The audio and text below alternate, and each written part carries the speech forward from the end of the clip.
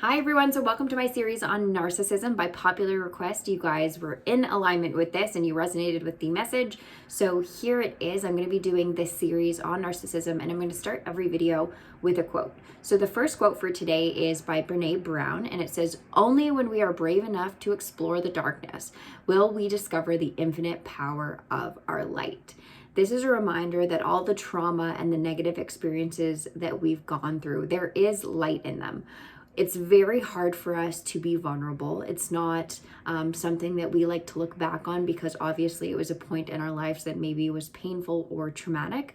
But what I want you to take from this quote is the reminder that even though those hard times, hurt us, there is light that is locked in them. And when we go back into them and we heal them and we truly make peace with them, we release that light that is us from those experiences. And that light is what gives us back our overall light, right? Our overall peacefulness, our joy, all of those emotions that we love to experience, that when we get stuck down in anxiety or depression or shame or low self-esteem, we are succumbing to the darkness. We are feeding that emotion, right? And we're locking in our light, which is our love and our peace and our true selves. So that is my reminder for you. So we're going to start off today by talking about the key characteristics of a narcissist. Narcissists can be found anywhere, right? Unfortunately, with bullying, it never goes away. There's 10-year-old bullies, there's 20-year-old bullies, there's 30-year-old bullies, there's 80-year-old bullies. There's no number to a bully. And bullying and narcissism do go hand in hand most of the time. You are dealing with somebody, obviously, who, if you look at the depths of narcissism, is a completely defeated soul who has been through their own trauma. But this is not about narcissists. They're on their own journey. This is about the victim of narcissistic abuse and healing the true you, because walking around with that pain and that shame and that damage is really, really hard. And I've been through it personally. That's how I've got here. That's how I have this knowledge. So I know how hard it can be. And if I can alleviate people from that pain, I will do everything I can to do that. So the first thing about recognizing a narcissist, this is something that I see in clinical practice, is we don't always realize when we are dealing with narcissism, and it's often often after the fact. So it can be 5 years later, a decade later, 20 years later, that we realize that the person who was in our life actually was a narcissist. It's not usually when we're actually in the event that we realize we're dealing with a narcissist. It's when we reflect back on the trauma and the damage that was created that we realized we were dealing with a narcissist. So I want to give you some key points and kind of break down the personality of a narcissist so that you can kind of have those aha moments when people come into your life who have similar characteristics. I think one of the biggest things that you can put in your toolkit is, after you've gone through narcissistic trauma and abuse, is protecting yourself from allowing more of that in. And when you're in that vulnerable state, right, when you have that trauma on you, you are almost going to attract it because that's oftentimes what you think you deserve. So having solid boundaries to not recreate that cycle is also a part of the healing process. And like I said, it's stepwise. Be careful, or not careful, gentle with yourself, because it's not going to happen overnight. It's a stepwise process. There's little pieces that start to come into play where you are able to kind of build yourself back up again, because that's what you're doing, and realizing how beautiful truly you are at your core, and it's undoing all of those programs and all of those traumas that told you otherwise. So one of the big characteristics for a narcissist is grandiosity. So narcissists often have an inflated sense of self-importance, and they believe they are superior to others. They may exaggerate their achievements, talents, and abilities. So a narcissist is always going to one-up you. So when you're in a conversation and you're sharing, for instance, like a highlight of whatever happened in your life, this could be a marriage or a child or an achievement at work, a promotion, a narcissist will have issues with receiving that information genuinely. They're not going to be the person who claps for you. They're not going to be excited for you.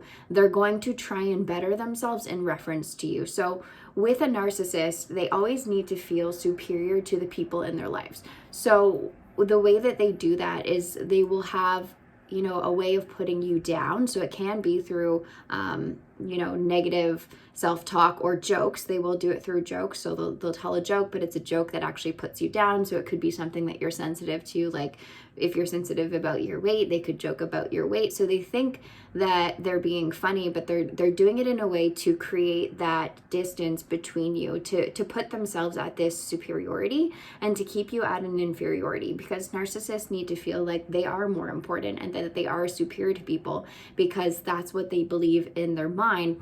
And of course, like I said, there's background to that. It's from a damaged ego. It's actually from a low self-esteem that they do this. But that's one of the patterns. So you will share your good news, and then they will share theirs, and they will try and top it. And they might try and top it with their own experience, or they're going to top it with somebody who is related to them. And they just want to put themselves above you. So it's like, oh, you got a promotion? Oh, well, that's great. I got promoted too, and I got more money, and blah, blah, blah, blah. And they put in a corporate card. And sometimes it's not even stories that are true. It's just to create, like I said, that energetic shift between you and them, where they want to feel like they are above you and that you are below. The second thing for a narcissist is a need for admiration. So they require constant admiration and validation from others. They seek attention and praise and become upset when they don't receive it. So I always talk about this attribute like a screaming child, right? Like a child that's going to have a temper tantrum when they don't feel loved and admired. So from you, what they need is that constant praise, right? They're gonna look for, confirmation that they're amazing and that they're loved. And if they don't get that, they are going to self-destruct and they're going to blame you for it. So their emotional regulation is largely going to be put on you. So their expectation of you is to emotionally regulate them, because they don't have the tools to do that. So they put people in their lives who can handle it. And unfortunately, it goes on the victim to take on that emotional regulation. What happens with the victim is the victim starts to internalize these things as issues with themselves. So oftentimes, whatever the situation may be, the victim will take on inherent guilt.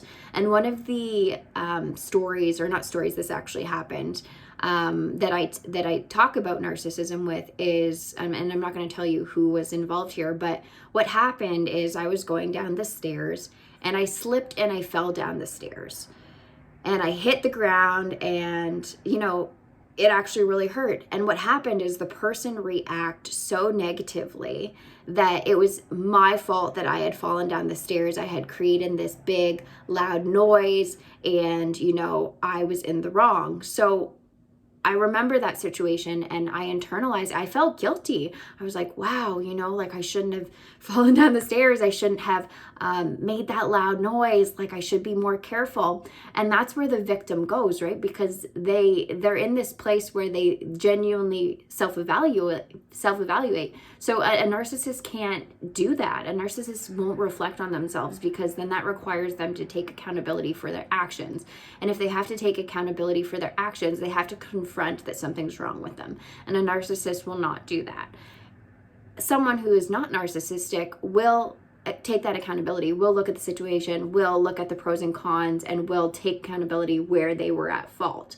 So I went through this situation and, I felt bad about it. I felt guilty for it. And then I remember thinking back, and it popped into my head, because these were in the stages of, healing through narcissism. And it occurred to me that, I had taken on that guilt for falling down the stairs, which is completely wrong. Like anybody who falls down the stairs and hurts themselves, your first innate reaction would be to make sure that they're okay, to make sure that they haven't hurt themselves. And, I would never blame somebody for falling down the stairs. I would be like, are you okay? Do you need any help? Is there anything that I can do? Did you hurt anything? And that's true empathy, right? True empathy is something that the victim of a narcissistic abuse or relationship or whatever can have, but a narcissist will not have empathy. So I looked back on that situation and I was like, wow, I held all this guilt and this shame for experiences that I shouldn't have, right? That I shouldn't have taken on. I should have had empathy. I should have had compassion. And that actually wasn't my fault. So in the stages of building up myself again, I was confronted with situations again with narcissistic personalities where it was like, am I really at fault here? Or is this something that I actually don't have to be guilty for because I didn't do X, Y, Z, right? And being able to have that real conversation of like, oh, if I did do something wrong, I can confront that and I can be honest with that, honest with myself and honest with the other person and change and correct, which is the healthy process of moving through things, rather than just immediately assuming that I am the reason, the negative part, the issue in the whole situation, right? So that's where the self-blame comes in, and that's where we hold that in our shame center. Is, well, one of the other things that I see is with victims is, you get that people-pleasing shift, and you also get that sorry shift. So you will constantly find yourself saying sorry, or I apologize, or I'm sorry I did that, or just being very open to admitting that it's you, even when it's not you, right? So that could be as simple as like somebody walks through the door and you say, oh, sorry for being in the way, right? Well, why should you be sorry for being in the way? You're there and they're there and you both deserve to be there, right? So you don't have to apologize for your presence, but that apology for your presence is coming from that innate trauma and that self-worth that has been damaged. Okay, so we talked about the third one already, but I'm just going to reiterate it. There's a lack of empathy in narcissists. So narcissists often have difficulty empathizing with others' feelings and needs of others. They may be dismissive of others' emotions and show little concern for the well-being around them. So often narcissists will deflect. So like I said, they are not good. So if you come crying to them and you open up about a situation, they're not going to be able to handle it. They don't have the emotional regulation or capacity to handle emotion, and they don't feel for other people because narcissists are in this bubble of only I matter, right? So essentially they're very self-serving. So they don't think about how things affect other people. They don't have that meter of, how's this going to hurt another person's feelings? So when you come to them with feelings, they just block it off, and they would prefer that you actually go away or go handle it. So they might deflect and say, well, you need to see a therapist. That's your problem, right? Rather than having that empathy for you, where it would be, okay, let's talk about it. Like, what's going on? How can I support you? What do you need from me right now? Holding that space for somebody to move through things, that's where empathy comes in. I'm here for you. I'm sorry you had to go through that. You know what I mean? There's ways to use empathy, and empathy is different than sympathy, because sympathy is a negative self-blame for somebody, and empathy is positive. Sympathy is actually negative. But for that, like I said, the narcissist cannot handle that.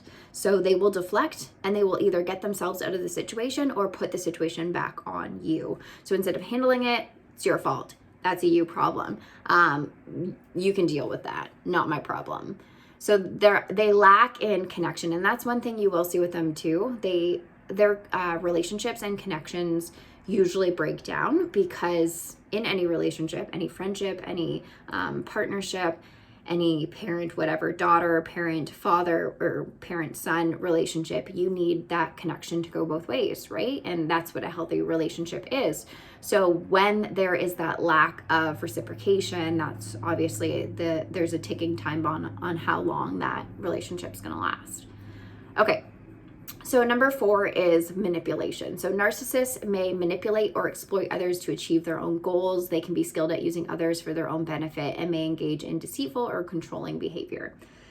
So a narcissist only cares, like I said, about themselves, and they only care about B, right? So they're in A and they want to get to B, and they're going to do anything to get to B. So if you're in the way, they're going to get rid of you.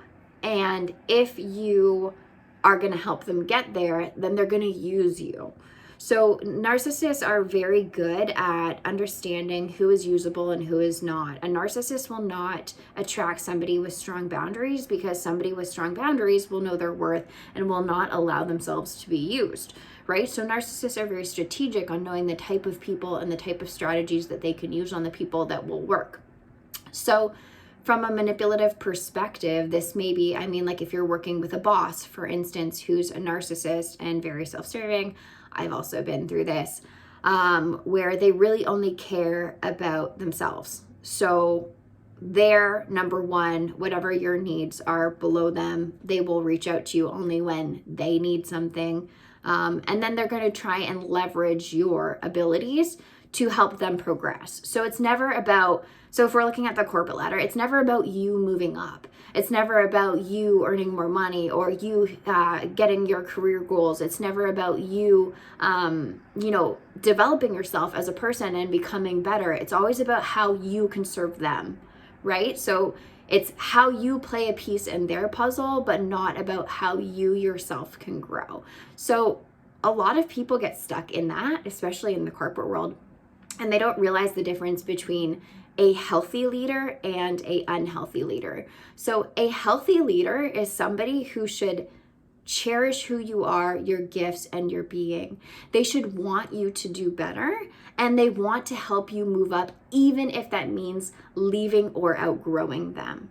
That's healthy because that person actually genuinely supports you, and that person actually genuinely wants you to do better. A narcissist is not okay with that because, again, it's that control over you. They don't want you to do better than them. They want you to be below them, and they want to make sure that they can control you for their own benefit. So it's never about what's good for you. It's always about what's good for them. Okay, what else do we got here? So number 5 is entitlement. They often have a strong sense of entitlement and believe that they deserve special treatment, recognition, even when it's unwarranted. So, I mean, that's pretty self-explanatory. They think that they deserve, like when walking into a restaurant, they have certain expectations, or they have certain expectations of how you greet them, or little things like that, where again, they're putting themselves on this pedestal of superiority where they're more important than you. Okay, so what else do we have here? They are very jealous and envious. So they may be prone to jealousy and envy when others receive attention or success. This can lead to competition and a desire to outshine or undermine others. So they are very, very jealous because, again, it's all about them. It's all about where they are, what they're achieving, and they don't want other people to do better than them. So competition, there's healthy competition and then negative competition. Healthy competition is, I am with this person and I want to do well for myself, but I also want them to do well. You know what I mean? Like, I'm cool if they achieve, I hope they crush their goals. I hope I crush my goals, and it's an inspiration empowerment dynamic. With a narcissist, the jealousy is, I have to be better than you and I hope you do nothing. Like, I hope you stay down there so that as I climb, I consistently am better than you.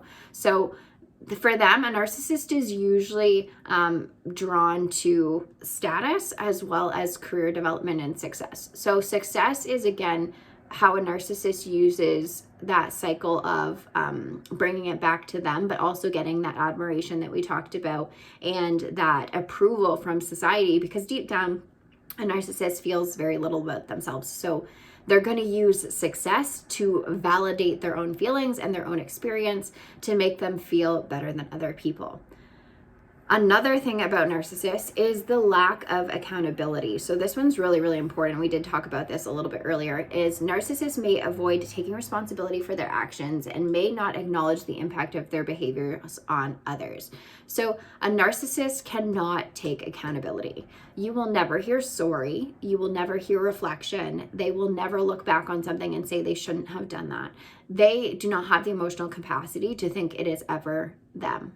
Right? And what is healthy is to be able to look at something and to reevaluate. So if you are in a situation, you do something wrong, somebody comes back at you, normal emotional regulation is to say, okay, I could have done this better. I could have done that better. I look at my role in the process, right? I'm taking accountability for what I did wrong, where I could improve, and we're going to move forward and we're going to get, a better result from that. A narcissist will never look at themselves. It will always be other people, and they play the blame game and the point game.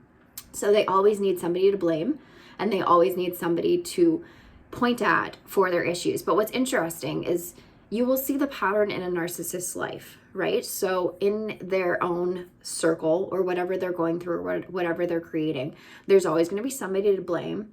There's always going to be somebody who caused them to feel a certain way. There's always going to be somebody else who caused the problem, but they never take themselves into account, right? So the common denominator is them in the root of all of these things that are happening. But they're constantly blaming this person and this person and that person and that person, but they're never looking at themselves in the mirror and saying, wow, I'm the common denominator here. So let's take accountability for my experience and what I'm pulling in here. The last one that I'm going to talk about is boundary violation. So they may disregard personal boundaries, including invading others' privacy and maybe over controlling in relationships. So one of the stories that I have for this is, examples, is a narcissist will never give you something open-heartedly. So if they, for instance, buy a coffee, the coffee is at an expense. It's at an expense that they will use at a later date. If they lend you money, right? The money will always be at an expense so that they can again use it against you at a later date. So they are never giving from the goodness of their heart. They're giving with the expectation of something in return. So a narcissist will do that strategically to control and manipulate you. And the way that they bring it up is they will make you feel guilty about what they did for you. So they will say, do you know all I've done for you? Or do you remember when I lent you money when you needed it? Do you remember when I used to bring you coffee all the time? So they're going to use that situation as leverage rather than use it in a positive way. So if you feel like you're being put in a corner from this person or from the narcissist in your life, recognize that and have solid boundaries with them. A narcissist is not going to like boundaries because that means that they cannot control and manipulate you. And if they cannot control and manipulate you, then a narcissist will not keep you around because you do not serve a purpose in their little plan, right? So that's where healing the solar plexus comes in, because as you strengthen your self-worth and you know what your worth is and you know what your boundaries are and you know where you can let people, come in and where you can close people off, then the narcissist is going to struggle with that definitive line of a boundary, right? It could be like, it's easy with an email, like, these are my strict boundaries with emailing. They're going to receive that explode and they're not going to like it. That's another actually characteristic with narcissists is they are usually very reactive and explosive, can be irritability and anger. Anger is a huge one. They lack the rationality of experience, right? So instead of reacting to something, normally it's like a 10 instead of a 0 or a 1 or a 2 that could be talked through. And like I said, that comes back to boundaries, because when they realize that they're losing control, they lose their mind. They need control. So the absence of control for them is a huge trigger, and they will constantly try to establish control. And if they can't in a relationship, they will cut it off. So I hope this was beneficial. This is the first of the series. So this one's going to be on, like I said, the characteristics of narcissism. So I hope that gave you some insight on, maybe people in your life that could have had some like light bulb moments of, oh, it's interesting, somebody does that. Or, oh, that's interesting, somebody does that. So that you can start to kind of pick out the people who might have these tendencies. One thing I will say is, narcissism is very prevalent in society, and it is kind of like a spectrum, right? So you're going to find these qualities in people, and it could be 1 or 2, but it doesn't mean that they're a narcissist. And I do feel like the narcissistic title is almost overused and redundant. Narcissism is negative when it starts to harm you or it starts to harm another person. So you could look at something like the need for admiration. Well, that's also going to be seen in somebody who has a low self-esteem. It doesn't hurt other people that the person has a low self-esteem. It hurts people when that person is then using the need for admiration to harm another person. So does that make sense? The dynamic of each kind of thing that I've gone through, it's when it's used to hurt another person that it becomes abusive and it becomes a narcissistic tendency that, you kind of want to keep an eye on. Now, your role is always in your own experience. So this first video is to teach you on how to take control of your own experience and understand who's in it, who's positive, who's contributing, who's potentially negative, and how you can kind of clean up that space so that it's good for you to thrive in, right? We don't want to hurt ourselves anymore. We don't want to sit in our shame centers. So step one of healing narcissism is, acknowledging who it was and making sure that we have a healthy relationship or a healthy boundary with them so that we can now move forward in the healing process. So like I said before on my Instagram video, this could be cutting the person off. This could be minimizing the amount of communication with them. It could be switching jobs. Whatever you feel is right for you in your healing process, that is, the first step for healing the patterns of narcissism. The second video is going to be going into the emotional experience and how we experience that physically. And then I'm going to be moving into a series of, I am going to be touching on bullying and how bullying affects the body and how particularly people who have a history of narcissistic abuse handle bullying. They end up being the victims of bullying because of their soft nature, their soft centers. So I'm going to help you move through that, how to rebuild your confidence out of bullying, after bullying, and how you can get back to owning who you are, loving who you are, and being the light. So I hope you guys enjoyed this, and I look forward to sharing my other videos with you.